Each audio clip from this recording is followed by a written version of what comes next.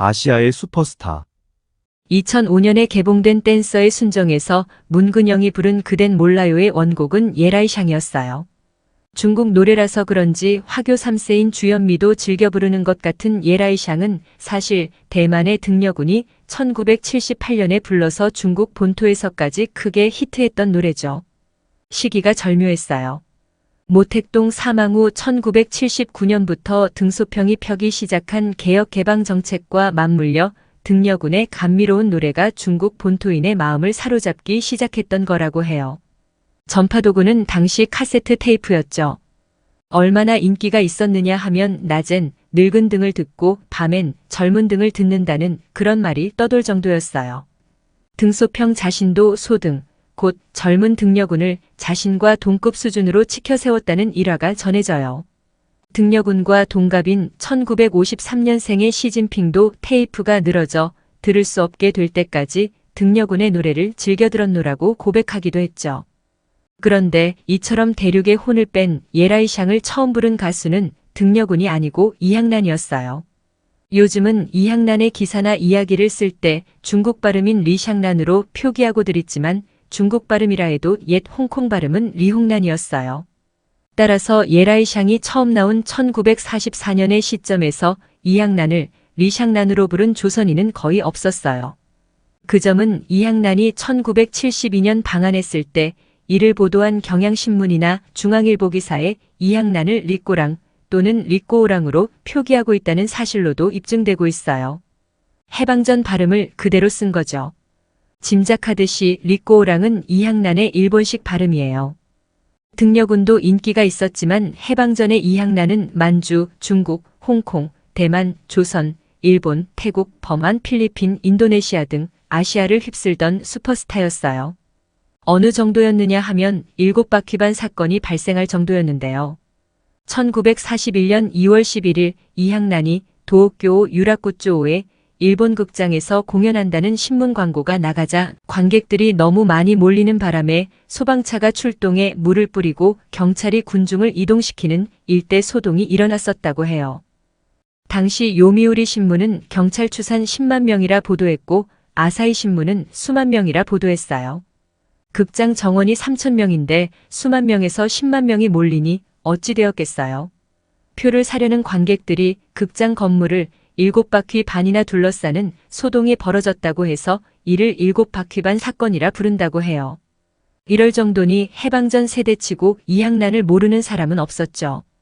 등려군의 히트곡 중엔 님은 언제 다시 오려나도 있는데 사실은 이것도 이향난의 노래였어요. 그럼 왜 중국 본토에선 이향난이 사라지고 이향난의 노래를 리메이크한 등려군의 이름이 뒤늦게 떠올랐던 걸까요? 그 이유는 일본 패망 후 이향난의 노래와 영화가 금지되었기 때문이에요. 그것도 물경 35년간이나. 그럼 중국에서 추방되었던 이향난은 원래 중국인이 아니었던 걸까요? 소녀시대. 이향난은 일본인 야마구치 요시코였어요. 그럼에도 이향난이란 중국 이름을 갖게 된 배경이 있는데요. 한학에 심취했던 그녀의 할아버지가 러일전 쟁 직후 만주로 이주하는 바람에 이향난의 아버지는 중국 학교를 나와 남만주 철도 회사에 다니며 일본인 직원들에게 영어를 가르치며 살았다고 해요. 그러다가 회사가 중국 유격대의 습격을 받자 중국인 친구가 많았던 아버지가 간첩 의심을 받게 되면서 실직하게 되었다고 해요. 이 소식을 들은 이재춘이 무순에 살던 이향난 일가를 봉천으로 불러들였다고 해요. 아버지와 중학동창인 이재춘은 무관학교를 나온 중화민국 장군이었는데 일본이 만주국을 세우는데 일조한 공으로 그 무렵은 봉천은행 총재가 되어 있었죠. 이재춘은 일본인 친구의 딸을 수양딸로 삼고 이향난이란 이름도 지어주었다고 해요. 이제 막 소학교를 졸업한 이향난은 봉천에서 제일 좋다는 봉천고녀에 진학하고 싶었지만 빈자리가 없어 봉천 여상에 진학했는데 공교롭게도 그 무렵 폐치문을 앓게 되었대요. 그래서 한 달간 입원했다 휴학하고 자택요양을 하는 기간에 호흡법에 도움이 된다는 의사의 권고에 따라 노래를 배우게 되었다고 해요. 마침 이향난에겐 무순에서 봉천으로 가는 열차 안에서 사귀게 된 백계 러시아 친구가 있었는데요. 류바 그리네츠라는 이름의 이 유태인 소녀가 자기 어머니를 졸라 만주에 와 있던 이탈리아 출신의 오페라 가수 마담 포드레소프에게 이향란을 소개해 주었다고 해요. 그리고 그해 가을 봉천 야마토 호텔에서 리사이트를 열 때 마담 포드레소프는 자기에게 성악을 배운 이향란에게 개막전 공연을 맡겨요. 그래서 황성이달 슈베르트의 세레나데 등 몇 곡을 불렀는데 마침 리사이틀에 와 있던 봉천 방송국의 기획과장 아즈마 게이조가 이향란 앞으로 다가오더니 느닷없는 제안을 해온 거예요. 라디오 방송에서 노래를 불러볼래? 만주국 탄생과 함께 개국한 봉천 방송국은 중국인 청취자를 늘리기 위해 만주 신가곡이란 프로그램을 신설했는데 이향란이 그 전속 가수가 된 거예요. 13살 나이에 일제는 만주국을 찬양하고 군국주의를 미화하는 문화정책의 일환으로 영화와 음악 등에 각별한 공을 들이고 있었어요. 이 같은 문화정책을 성공시키자면 요즘 말로 아이돌이 필요했던 건데 빼어난 용모에 뛰어난 가창력, 거기에 중국어와 일본어 그리고 러시아어까지 구사하는 이향란이 딱이란 생각이 들었던 거죠. 만주국 대표 여가수. 여기엔 조건이 하나 붙어 있었어요. 일본인이란 사실을 절대 밝히지 말 것. 이를 더 철저히 숨기기 위해 이향란은 나중에 천진시장이 되는 반육계의 수양딸 반숙화로 변신한 뒤 부유층 따님들만 다닌다던 북경의 미션스쿨 이교여 학교에 들어가게 되죠. 이러한 일련의 과정에 보이지 않는 일제의 손길이 작용했던 건 말할 것도 없고요. 반육계의 부인 곧 수양 어머니가 훈련시킨 이향란의 북경어는 너무나 완벽해서 동창생 중 누구도 그녀가 일본인인 걸 눈치채지 못했다고 해요. 그러나 수양아버지 반육계는 중국인들 사이에서 매국 노론하긴 찍혀 반군의 표적이 되어 있었기 때문에 불안해진 친아버지가 사람을 보내요. 먼저 온 첩보원은 중국인으로 위장해 사는 것은 위험하니 북경을 떠나 봉천집으로 갈아했고 나중에 온 첩보원은 반육계의 집이 공격 대상이 되어 있는 건 아니닌 그대로 중국인으로 살면서 봉천 방송국에서 그랬던 것처럼 앞으로 북경 방송국의 직업 가수로서 경력을 쌓아나가는 게 어떻겠느냐고 했대요. 상반된 권고 가운데 이향란은 나중 것을 택하죠. 두 번째 제안을 내놓은 첩보원은 새로운 만주국 만들기에 열심이던 일본군 소자 야마가 도루였다고 해요. 1937년 여름방학이 되자 이향란은 천진시장에 임명된 수양아버지의 관사에 놀러갔는데 마침 친아버지도 와 계셔 천진의 일본 조계지에 있는 동욱루라는 고급 레스토랑에 같이 가게 되었대요. 거기서 레스토랑 여주인 김벽휘를 만났는데 청나라 황실 핏줄로 만주국 안국군 사령관을 역임한 김벽휘는 자기와 이름이 같으니 온이짱으로 부르라면서 이향란을 살갑게 대해줬다고 해요. 김벽휘의 일본 이름이 가와시마 요시코였거든요. 이후 가와시마 요시코와 친해진 야마구치 요시코 곧 이향란은 동욱루에 자주 놀러가곤 했는데 거기서 첩보원 야마가를 다시 만나게 되는 거예요. 그는 야마니시라는 사람과 같이 왔는데 야마니시는 만주국 정부와 남만주철도회사가 50%씩 투자해서 만든 국책회사 만주영화협회의 신인 발굴 담당이었다고 해요. 만영은 그동안 오족협화, 일만친선 등의 문화정책을 펼치는데 꼭 필요한 아이돌을 찾았으나 마땅한 인물이 발견되지 않자 전부터 점 찍어두었던 이향란을 픽업하기로 하고 야마니시를 보냈던 거죠. 이제 중국 상류층의 여학교까지 나온 이향란은 아름다운 가창력으로 중국인의 정신과 영혼에 투하할 감미로운 폭탄이 되었다고 판단했던 거예요. 졸업과 동시에 이향란은 당시 만주국 수도였던 신경으로 향하게 되죠. 대륙 3부작. 만영의 정치적 목적은 분명했어요. 음악과 영상을 이용해서 일본의 대륙 진출은 중국 인민을 행복으로 인도한다는 이미지를 만들어내자는 것이었어요. 이향란은 일본의 중국 침략을 정당화시키기 위한 프로파간다의 도구였던 셈이죠. 이향란을 흥하의 심볼로 만들어 중국인의 마음을 빼앗자. 이런 원대한 계획하에 만영은 일본 영화사 동보와 제휴하여 대륙 3부작을 만들어내는데요. 백목련의 노래, 진화의 밤, 열사의 맹세. 이 3부작의 줄거리는 대동소이해요. 처음엔 일본의 반감을 품고 있던 아름다운 중국 처녀가 신사답고 용감한 일본 청년에게 차츰 마음이 기울게 되지만 이를 알게 된 가족과 친지들이 회방을 놓는 바람에 처녀는 아파하고 때로 흔들리기도 하죠. 하지만 일본 청년은 굳게 사랑을 지켜 모든 고난을 극복하고 마침내 두 사람의 사랑이 이루어진다는 스토리인데요. 이 3부작 영화는 흥행면에서 공전의 성공을 거두죠. 대동아 공영권을 표방하는 일본의 대륙 침략이 결국 성사된다는 의미를 함축하곤 있지만 일단은 중국의 여러 명소들을 담으면서 두 젊은이의 로맨스에 초점을 맞추었기 때문이죠. 영화 속의 중국 처녀는 이향란이고 일본 청년은 당시의 인기 배우 하세가와 가조였어요. 이 세 편의 영화로 이향란은 떴죠.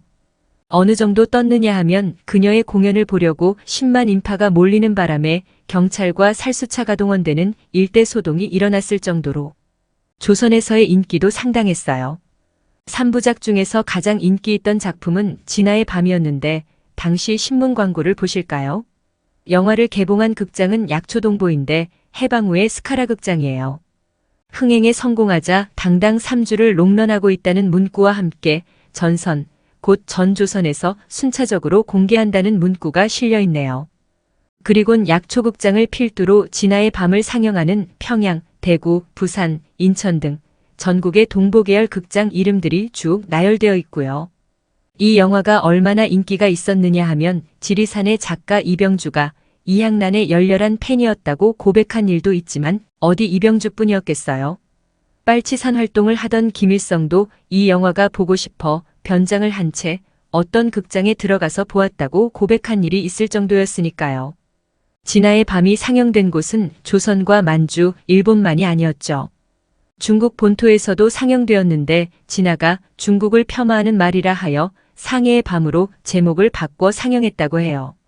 그 밖에도 홍콩, 대만, 베트남, 태국, 버마, 필리핀, 인도네시아 그리고 멀리 미국에서도 상영되었다고 하니 글자 그대로 대성공이었죠. 어느 나라 사람일까? 그런데 당시 영화보다 더 히트한 것은 영화 주제가인 진아의 밤, 곧 시나노 요루였어요. 해방전 청년 시대를 보낸 조선인 가운데 술 한잔 걸치면 시나노 요루를 흥얼거리지 않는 사람이 없었다고들 하니까요. 이렇게 인기가 높으니 이향란이 대체 어느 나라 사람이냐 하는 화제가 끊이질 않았던 모양이에요.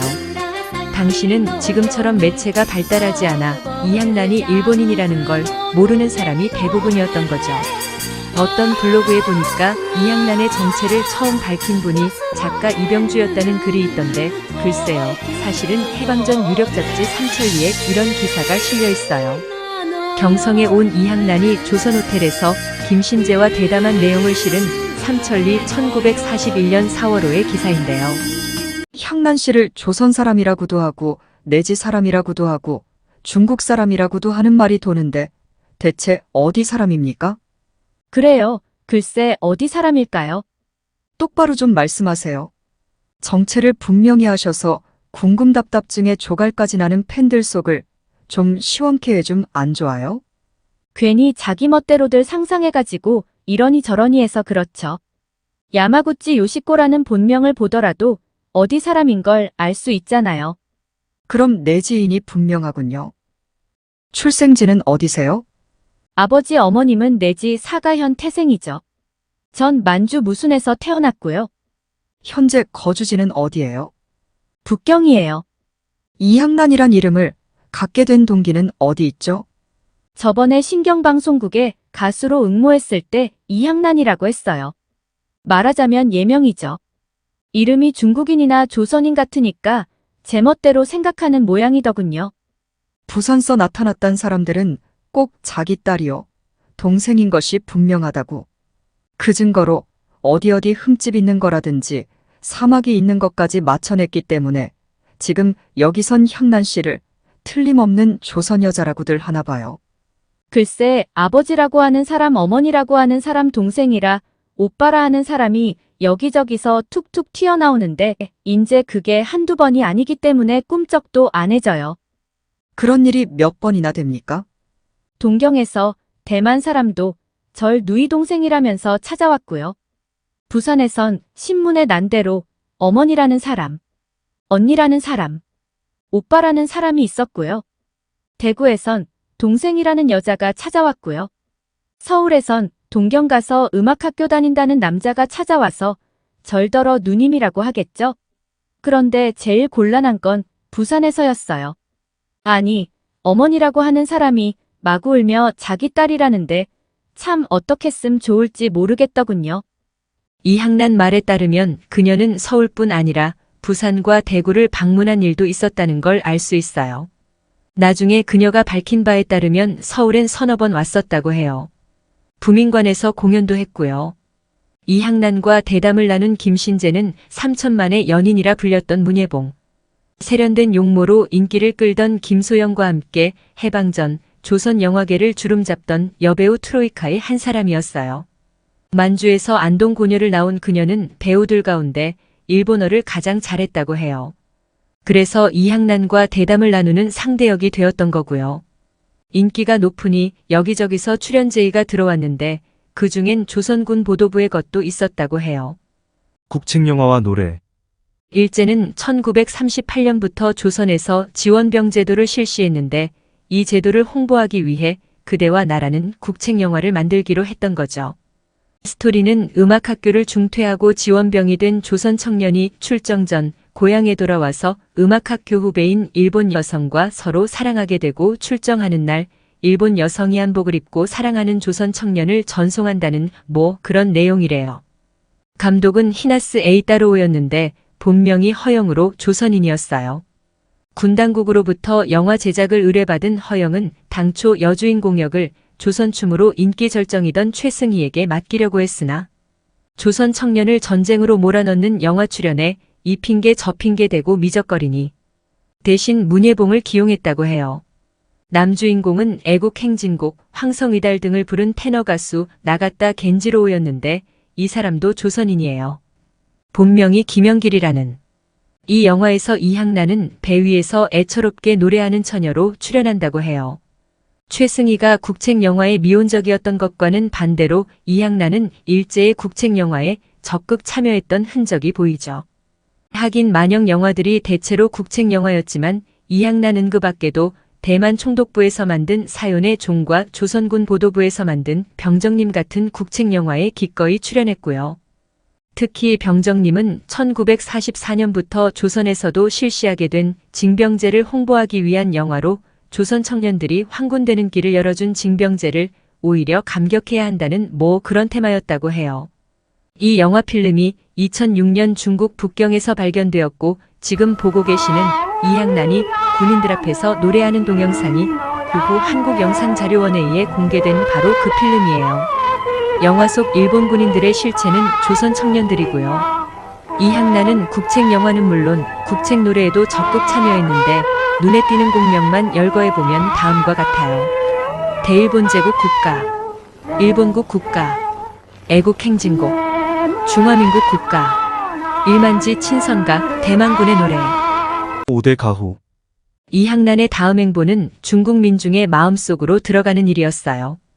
이 작전을 성공시키는데 결정적 역할을 한 작품이 만세유방이었다고 해요. 아편전쟁 패배 100주년을 기념해 만영이 중국 영화사와 합작해서 만든 이 영화는 아편전쟁 때의 영국에 대한 적개심이 현재의 미영 세력으로 향해지도록 의도한 것이지만 오히려 중국인의 항일의식을 고취하는 역효과를 가져왔죠. 이로써 반달년의 아내 역을 맡았던 이항란은 하루아침에 중국 민중의 히로인이 되어버린 거예요. 의도와는 빗나갔지만 아무튼 이런 식으로라도 트로이 목마를 중국 민중의 마음속으로 들여보낸 만영의 문화정책도 상당히 고단수였음을 알 수 있고요. 마음을 얻으면 다 얻는 거거든요. 극장표가 연일 매진되는 등 중국에서 사상 초유의 흥행을 거두었다는데 특히 여주인공 이항란이 영화 속에서 부른 노래 또한 공전의 히트였다고 해요. 그중 사탕파는 노래의 가사를 살펴보면 연기는 향기로워도 몸과 영혼을 죽이는 아편 대신 사탕은 어때요? 사탕을 사드세요 라는 내용이고 금연가의 가사는 담배는 당신 애인 같지만 사실은 당신의 영혼을 마르게 하고 삶을 망치는 적인데 담배 끊는 걸 왜 그리 망설이세요? 라는 내용이에요. 영국이 아편을 앞세워 중국을 공략했던 일을 빗댄 이 노래에 중국인들은 열광했던 거죠. 이처럼 민중의 마음을 얻어가는 일련의 과정에서 조선인 여가수 이혜연과 함께 부른 영춘아가 탄생하기도 했어요. 영춘아라면 우리말론 봄맞이꽃이죠. 영화 영춘아의 주제가였는데요.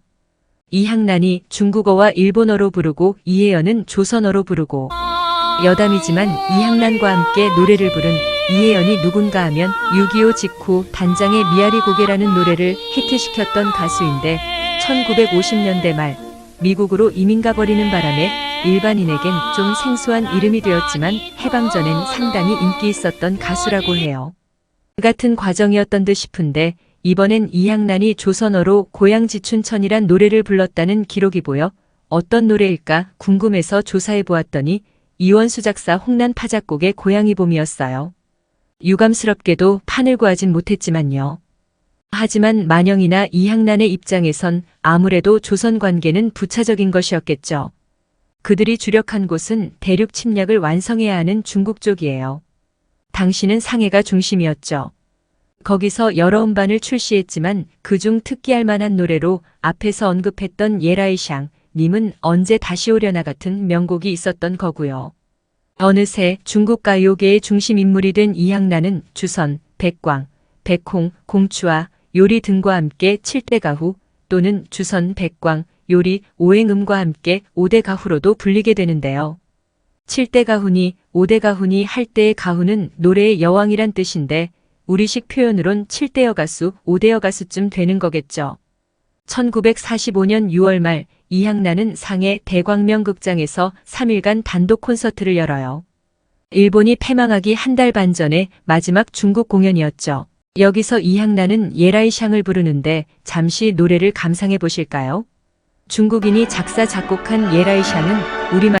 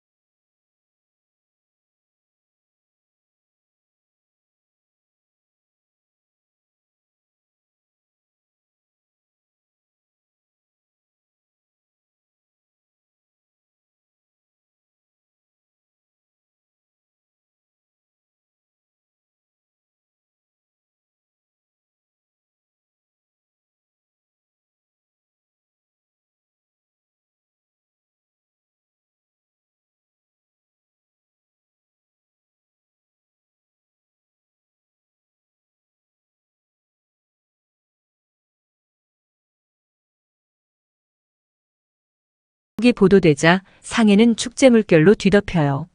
하지만 상해에 있던 이항란은 만영 관계자들과 함께 일본 조계지인 홍구 지역에 연금되죠.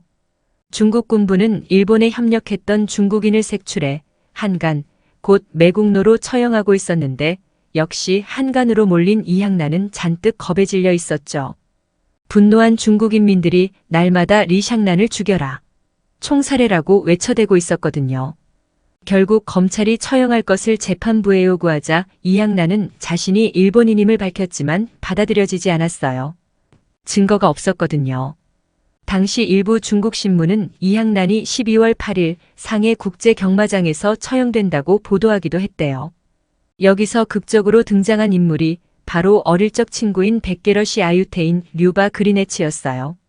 자신의 아버지와 함께 상해의 소련 영사관에서 문화관계 일을 보고 있었던 류바는 이항란을 돕기 위해 그 무렵 북경에 있던 이항란의 부모 집으로 달려가요. 영사관에 근무하고 있었기 때문에 중국 어디든 통행이 자유로운 입장이었다고 해요. 이항란의 부모는 그녀가 어릴 때 가지고 놀던 인형의 옷 속에 오래된 호적 등본을 집어넣고 꼬맨 뒤 선물 상자에 넣어 류바에게 건네죠. 상해로 돌아간 류바는 이 선물 상자를 이항란에게 전달했고요.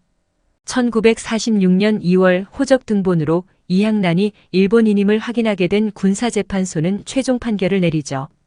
이 재판의 목적은 조국을 배반한 중국인의 한간죄를 다스리는 데 있다. 그런데 피고의 경우 일본 국적이 확인되었으니 한간죄로 처벌할 수 없음을 선고한다. 그리고 판사는 이렇게 덧붙였다고 해요. 하지만 도덕적으론 문제가 있다. 중국 예명으로 출연한 영화들이 법적으로 한간죄에 해당하지 않는다고 해도 당신이 그간 저지른 행위는 매우 유감스러운 것이었다고 생각한다. 이에 이항나는 제가 어리석었고 그에 대해 깊은 죄책감을 느낀다고 말했던 것으로 전해져요. 이항나는 풀려났죠. 이와 반대로 이항난과 가까웠던 가와시마 요시코는 풀려나지 못했어요. 중국인 김벽휘로 밝혀진 가와시마에겐 한간죄가 적용되어 나중에 처형되거든요. 1946년 3월 27일 이항나는 상해부두에서 일본으로 가는 배를 탔어요. 배가 출항할 때 선내 스피커에선 상해방송국에서 내보내는 가요가 흘러나왔는데 들어보니 바로 자기가 부른 예라이샹이더라는 거예요. 자서전에서 이항나는 이렇게 회고했어요. 나는 그 완벽한 우연에 갑판 손잡이를 잡고 몸을 떨었다. 운명의 신이 나의 출항을 축하하며 준비한 이별 노래 같았다. 리꼬오랑에서 야마구치 요시코로 돌아온 나는 사요나라 리꼬오랑, 사요나라 나의 중국 하고 중얼거렸다. 두 번의 결혼. 일본으로 돌아온 이항나는 야마구치 요시코라는 본명으로 영화계에 다시 발을 디디고 내 생에 반짝이는 날 새벽에 탈주를 찍는가 하면 구로사와 아키라 감독의 스캔들에 출연하는 등 의욕을 보였고 좋은 평가도 받았어요. 그러나 더 큰 세계로 나가고 싶었던지 훌쩍 미국으로 건너가요. 그리고 뉴욕 맨해튼에 있는 저명한 드라마 학교 액터즈 스튜디오에서 연기를 배운 뒤 셜리 야마구치라는 이름으로 헐리우드에 진출하죠. 그녀가 주연한 미국 영화는 일본인 전쟁 신부인데 전쟁 신부가 뭐냐 하면 전쟁 때 현지에서 얻은 색시, 곧 현지처란 뜻이에요. 패전한 일본을 좀 비하하는 느낌이 담겨 있죠. 이에 일본에선 동쪽은 동쪽이란 제목으로 개봉했는데 이항난이 주연한 또 다른 미국 영화 대나무집도 일본을 얕잡아보는 제목이었거든요. 중남미를 비하할 때 바나나 공화국이라 하는데 대나무집도 그 비슷한 표현으로 간주된 거예요. 이래저래 이항난의 미국 영화는 일본에서 그리 좋은 평가를 받지 못했어요. 그래서였던지 이항난은 미국 생활을 접게 되지만 거기서 만난 노구치 이사무와 결혼을 하게 돼요. 아버지가 일본인이고 어머니가 미국인인 노구치는 혁신적인 산업 디자인과 인테리어 디자인으로 세계적 명성을 얻은 미국의 디자이너 겸 조각가였어요. 결혼식도 성대히 치렀는데 무엇이 안 맞았던지 두 사람은 결혼 4년 만에 이혼을 해요. 그 사이 이항난은 홍콩으로 건너가 한동안은 거기서 금병매, 신비한 미인, 하룻밤 풍류 같은 영화에 주연하고 영화 주제가 등 수십 곡을 취입함으로써 지난날 이항난의 명성을 부활시키는가 싶었어요. 그러나 1958년 외교관 오오타카 히로시를 만나 재혼하게 되면서 연예계 은퇴를 선언하죠. 재혼이라 그랬는지 결혼식도 남편 될 사람이 근무하던 버마에서 조촐히 치렀고요. 하지만 외교관 부인으로 조용히 내조만 하고 살 팔자는 아니었던 것 같아요. 1969년 TV 토크쇼 진행자로 매스컴에 화려하게 복귀하게 되거든요. 3시에 당신. 일본 풍습은 결혼하면 남편 성을 따르지만 오오타카 요시코 대신에 지난날의 야마구치 요시코란 이름으로 5년 동안 진행한 후지 TV의 와이드쇼 3시에 당신은 당시 폭발적인 인기를 얻었어요. 그녀는 스튜디오에 가만히 앉아 토크쇼만 진행했던 게 아니라 베트남 전쟁과 중동 전쟁을 직접 취재하고 캄보디아, 요르단, 이스라엘 등 문제 지역을 찾아가며 고통받고 있는 난민들을 현지 취재하여 그들의 실태를 시청자들에게 생생히 알리는가 하면 당시 초미의 관심사였던 적군파 간부 시게노부 후사코와의 만남을 전격적으로 성공시키고 아라파트, 카다피, 후세인 왕, 사우디 왕자, 넬슨 만델라, 대처 수상, 고르바초프 등 세계 문제의 중심 인물을 그때그때 인터뷰하는 등 정말 눈부신 활동을 펼쳤어요. 그런 가운데 1972년도엔 서울을 방문하여 일본 대사관에서 참사관으로 근무하던 남편을 만난 다음 후지TV의 프로 진행을 위해 판문점 녹화를 하러 가기도 했고요. 이항난의 이런 언론 활동을 눈여겨본 사람은 당시 일본 총리 다나카 가쿠에이였어요. 해방 전 만주 흑룡강 부근의 관동군에서 기병으로 복무했었다는 다나카는 그 시절부터 이항난의 신화 노요루를 흥얼거리던 팬이었다고 해요. 그런 개인적 관심도 있었지만 그보다는 TV 진행자로 국민적 인기를 얻고 있던 이항난을 국회로 끌어들일 필요가 있다는 판단하에 참의원 자리를 제안하죠. 1974년 전국구 후보로 나간 이항란은 무난히 당선되었고 그로부터 18년간 의원 활동을 하게 되는데요. 특기할 만한 일은 참의원 의원이 되고 난 다음에 일어나게 되죠. 평양 방문. 1975년 자민당에서 북한 방문단을 구성하여 오오타카 요식고 곧 이항란도 그 일원으로 평양에 가게 되는데요. 그때 일을 이항란은 이렇게 기록하고 있어요. 김일성 국가주석이 연회를 베풀어 메인 테이블에 자리 잡은 나는 다무라 단장과 이토오 마사요시 선생 앞에서 주눅이 들어 있었어요. 이런 성대한 자리에 그것도 김 주석을 정면으로 마주 바라본다는 건 연회가 한창이고 건배가 몇 번 진행되고 있는데 리꼬오랑상 김일성 주석에게 갑자기 일본어로 불린 나는 테이블 밑에라도 숨고 싶을 정도로 놀랐어요. 역시 내가 와선 안 되는 자리가 아니었을까. 하지만 조선어로 이어진 다음 말이 뜻밖이었죠. 백두산 항일 유격대 시대에 당신 사진과 그림을 많이 보았습니다. 싸우는 것만이 인생은 아니디요. 즐거운 것도 음악을 듣는 일도 필요하니까. 다무라 단장은 크게 기뻐하며 한 곡 불러주실까요? 하고 청하더군요. 나는 거절하지 않고 사쿠라 하는 동요를 불렀는데도 앵콜 소리가 그치지 않아요. 그래서 소주야곡까지 부르게 되었는데요. 김일성 주석이 일부러 자리에서 일어나 다가오더니 아리가또 하고 잔을 치켜 올리는 순간을 찍은 것이 바로 이 사진이에요. 글래스가 투명해서 잘 보이진 않지만 그래도 김일성이 잔을 치켜들고 이항란이 잔으로 화답하는 사진이 바로 이항란이 언급한 그 사진이에요. 그 자리에 함께 있었던 자민당 북한 방문단 단장 다무라 하지메 의원은 당시를 이렇게 회고했어요. 연회석이 무르익자 김일성이 이항란에게 뭔가 노래를 불러주시구래 하고 청했다. 그러자 이항란이 옛날 제가 부른 노래는 사회주의에 반하는 노래뿐인데 그래도 괜찮을까요? 하고 물으니 김일성은 좋습니다. 실은 옛날 밤에 변장을 한 채 당신 영화를 보러 간 일도 있습니다. 하고 말한다. 이에 이항란이 소주야곡 등을 부르자 김일성은 기뻐하며 부둥켜 안을 듯한 자세로 다가왔다. 거액의 현상금까지 붙어 잡히면 목숨이 위험한 항일 유격대 시절에 김일성이 변장을 하고서까지 극장에 가서 보았다는 영화는 대체 어떤 영화였을까? 중국인이 좋아하던 만세유방이었을까? 아니면 일본인이 좋아하던 진화의 밤이었을까? 일본에서 그런 논쟁이 붙었는데 한 연구자는 이항란과 직접 인터뷰하고 난 뒤의 내용을 이렇게 기록하고 있어요. 평양에선 김일성 주석이 기다리고 있다가 연회장에서 그녀를 기분 좋게 맞았다. 그는 항일운동 시대에 본 영화 진화의 밤에 대한 추억을 말하고 가능하면 그 주제가를 불러달라고 부탁했다. 이항란은 잠시 주저했으나 그 부탁을 수용해 노래를 불렀다. 김일성은 매우 만족스러운 표정을 지었다. 해방 전 김일성이 변장을 하고 관람했다는 영화는 결국 진화의 밤이었다는 것이 확인된 셈이죠. 재미있는 건 이항란 이구 후 김일성을 다시 만났다는 점이에요. 김일성 인터뷰.